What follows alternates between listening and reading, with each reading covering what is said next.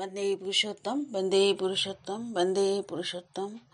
আমার প্রিয় পরম পরম দয়াল শ্রী ঠাকুর অনুকূলচন্দ্র রাতুল চরণে শতকোটি প্রণাম জানাই। আর ইষ্টপ্রাণ দাদা মায়েদের আমার আনন্দিত জয়গুরু। এখানে আমি সুভাষ ইষ্টপ্রাণ সুভাষ মুশিকদার সংকলক উনি লিখেছেন, সেটা আমি আপনাদের পাঠ করে শোনাচ্ছি। আচার্যদেব কি বলেছিলেন। আচার্য সান্নিধ্যে 96। তো 8ই আষাঢ় 1431 রবিবার 23/6/2024। তো সুন্দর একটি উপমা দিয়ে তিনি বলেছিলেন, ভালো লাগলো, এই জন্য আপনাদের সাথে আমি শেয়ার করলাম। কপিলাবস্তুর রাজকুমার রাস্তায় বেরিয়ে যখন প্রকৃতিতে 4 রকম মানুষকে দেখলেন, তখন তার মনে সত্যের সন্ধান করার আগ্রহ জাগল। উনি ঈশ্বর টিশ্বর জানেন না, সত্যের স্বরূপ উদ্ঘাটনেই তিনি সমস্ত আরাম ত্যাগ করে বেরিয়ে পড়লেন। যেই দিন তার মন চাইল সেই দিনই। যদি আমি বেশি না 21 দিন একইভাবে চলি, ঠাকুর নিয়ে মগ্ন হই মনটাকে এক করে, তাহলে এটা আমার সাথে চলে আসবে। আর 90 দিন যদি করি, তাহলে আমার সংস্কারে এসে যাবে। মাত্র 90 দিনের সাধনায় যদি করা যায় ঠিকভাবে, আমার সংস্কারে এসে যাবে, কোনো দিন আমার শরীর থেকে যাবে না। এইটুক যদি আমার জীবনে ইনভেস্ট করতে পারি, তাহলেই গল্প শেষ। এবার আমাদের কথা হচ্ছে, একটা টার্ম মোটামুটি 90 দিনের থাকে।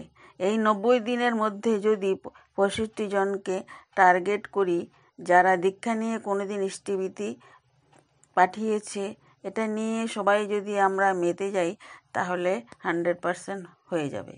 আপনারা যারা মিটিংয়ে অ্যাটেন্ড করেছিলেন পূজনীয় অবিনবাবুর কাছে, এর আগে একটা মিটিং হয়েছে, যদি নাও করে থাকেন তাহলে জেনে নেবেন কিভাবে আপডেট করতে হয়। যারা জানেন না বা শিখেননি তাদেরকেও শিখিয়ে দেবেন। আর সবচেয়ে বড় কথা, এখানে ওই এলাকায় সবাই এসেছেন তো, কিন্তু আমরা কি সবটা শুনেছি, জানছি, বুঝছি? আমাদের অসুবিধা হচ্ছে যখন কাজের কথাটা হয় মনটা বকবক করে। বাড়িতে ওখানে এটা রেখে এসেছিলাম, এই সব ভাবতে থাকে, তাকিয়ে আছে এদিকে, কিন্তু মনটা চিন্তা করছে বাড়ির। ঠাকুর বলছেন বকবকানি পূর্ণতা চিহ্ন নয়। আমরা ভাবি মুখে বকবকানি, কিন্তু আমি বললাম না, মুখের বকবকানি নয়, মনের বকবকানি আছে। আর মনের বকবকানি পূর্ণ হয় না, এটাই সবচেয়ে সমস্যা। মুখের বকবকানিতে তাও তো মুখেই বলছে কথা, অ্যাক্টিভিটি হচ্ছে। মনের বকবকানিতে কোনো অ্যাক্টিভিটি নাই, সে বকবক করে যাচ্ছে। আর মন বকবক করে বলেই আমরা চঞ্চল হই, এটা বোঝেন? আপনারা সবাই বিচক্ষণ, পেরে যাবেন। কাজটাকে কিভাবে করবেন, সমাজকে কিভাবে জ্ঞানে পৌঁছে দিবেন, আপনারা সবাই জানেন। বইগুলো পড়তে হয়, বুঝতে হয়, ভিতরে ঢুকতে হয়। এই যে বকবকানি মুখে নয়, মেন্টাল বকবকানি চলে মানসিকভাবে, এটাই সবচেয়ে বড় সমস্যা। মনটা অতীতের কিছু নিয়ে হা হুতাশ করে বা ভবিষ্যতে কিছু কল্পনা করতে বকবক করে, অদেখা জিনিস নিয়ে, বর্তমান নিয়ে বকবক করে না। তো এখন 9টা 20 বাজে, মনটা তখনই বকবক করে যখন 9টা 20-এর আগে কোনো মুহূর্তে থাকে বা পরে কোনো মুহূর্তে থাকে। 9টা 20-এতে থাকলে আর বকবক করে না, বর্তমানে কখনোই বকবক করে না, সেখানেই শুধু অ্যাকশান। ভবিষ্যৎ নিয়ে ভাবতে গিয়ে অদৃষ্ট নিয়ে ভেবে মরছি। ঠাকুর অদৃষ্ট প্রদৃষ্ট নিয়ে ভাবতে না বলেছেন তুমি কেবল পরম পিতার দিকে তাকাও। অদৃষ্ট তিনি রচনা করবেন, অদেখাকে তিনি রচনা করবেন। আর আমি চেষ্টা করছি আমার অদেখাকে আমি রচনা করতে। তখন কি হয়, জ্যোতিষের কাছে যাব, 4টা 5টা আংটি পরে নেব। জ্যোতিষীর কোনো ক্ষমতা আছে আমাকে পরিবর্তন করার? বলবে তোমার এই গ্রহের দোষ আছে। গ্রহের দোষ মানে গ্রহণের দোষ। আমি একটা জায়গায় গেলাম, অনেক রকম খাবার সাজানো, যে খাবার খেলে আমার পেট খারাপ হবে সেইটাই নির্বাচন করলাম। তাহলে গ্রহের ফের কোনটা? মিষ্টি হাসিতে আচার্য বললেন গ্রহ এইটাই, যেটা আমার গ্রহণ করার দরকার নেই, আমি সেটাকে গ্রহণ করি, সেইটাই গ্রহ। সেই জন্যে বলেছেন কিং কুবন্তি গহে সর্বা যস্য কেন্দ্রে বৃহস্পতি। যদি গুরু তোমার কেন্দ্রে থাকেন তাহলে ভুল পথ তুমি গ্রহণ করবে না। রাজহাঁসকে দুধের সাথে জল মিশিয়ে দিলে রাজহাঁস কী করবে? দুধটা খেয়ে জলটা ফেলে রাখবে। মানুষের ক্ষেত্রেও তাই।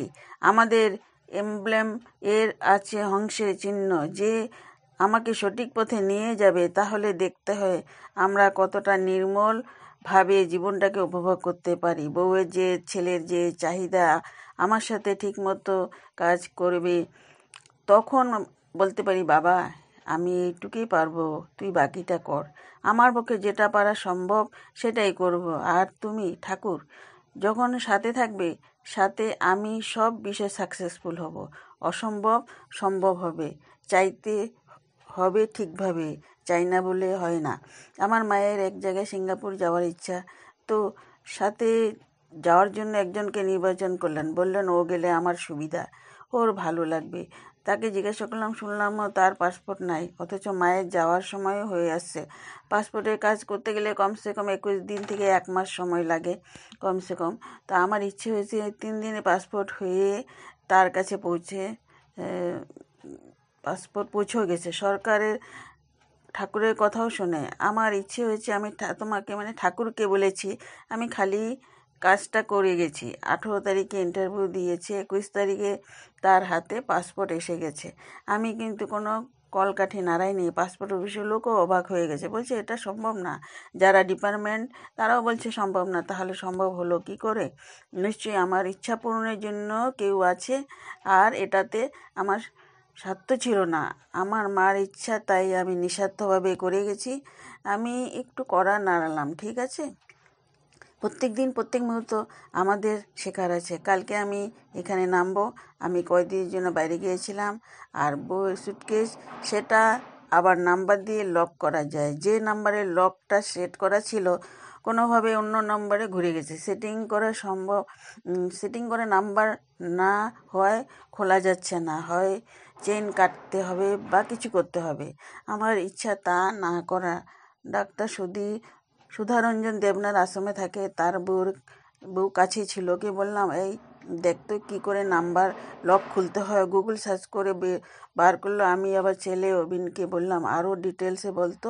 ও বলেছে, আর আমি সেই অনুযায়ী করায় ঠিক খুলে ফেললাম। নাম্বার কম্বিনেশন হয়ে গেছে সহসা। আমি কোনোদিন চোর হতে চাইলেও হতে পারবো। তার এই সরশক্তি শুনে উপস্থিত সকলেরই উচ্চ হাসি। এবার বলছেন, তাহলে ঠাকুরের মানুষ যদি হয় কোনো কাজ আটকে যাবে, এটা যদি ভেবে নিই তাহলে আটকাবে। আমি এই দুটো ঘটনা কেন বললাম? আমি কিন্তু এই কাজ নাম্বার লক কম্বিনেশন কোনোদিন করিনি। এটা আমার কাজ নয়, তবুও আমি জেনে নিলাম, তারপর করলাম। আর পাসপোর্টের ঘটনাটা এই জন্য বললাম যে অসম্ভব যদি ভেবে নেই তাহলে অসম্ভব, আর যদি সম্ভব ভাবি তাহলে 3 দিনেই হয়ে যায়। হতেই হবে, এটাই হবেই হবে। গল্পটা এই, জীবনটাই এই। আমরা যেটাকে না করে দেই ঠাকুর এ কাজটা হবে না, ঠাকুর তাই মঞ্জুর করে দেন। আর যদি বলি হবে, 1000 বারে 1000 বার, 1,00,000 বারে 1,00,000 বার হবে, তবে দেখেন। তো এটি সংকলক ছিলেন সুভাষ মুশিকদার। সুন্দর আমাদের শিক্ষণীয় বিষয়। তো সেই জন্য আপনাদের সাথে আমি শেয়ার করলাম। ভালো থাকুন, সুস্থ থাকুন।